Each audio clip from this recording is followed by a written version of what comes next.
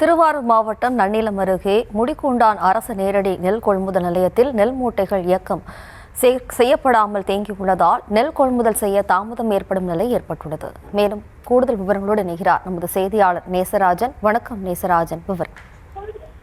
ஜெயஸ்ரீ, திருவாரூர் மாவட்டம் நன்னிலம் அருகே முடிகொண்டான் அரசு நேரடி கொள்முதல் நிலையத்தில் 10,000 நெல் மூட்டைகள் தேக்கமடைந்துள்ளது.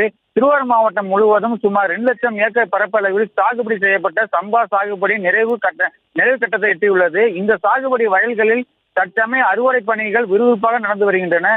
விவசாயிகளிடமிருந்து நெல் மூட்டைகள் கொள்முதல் செய்வதற்காக மாவட்டம் முழுவதும் 543 அரசு நேரடி கொள்முதல் நிலையங்களை தமிழ்நாடு நுகர்பொருள் வாணிபக் கழகம் திறந்துள்ளது.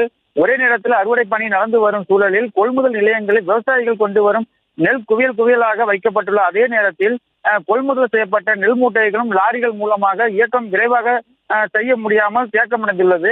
குறிப்பாக திருவாரூர் மாவட்டம் நன்னிலம் அருகே உள்ள முடிகொண்டான் நேரடி கொள்முதல் நிலையத்தில் விவசாயிகளிடமிருந்து கொள்முதல் செய்யப்பட்ட 10,000 நெல் மூட்டைகள் தேக்கமடைந்துள்ளன.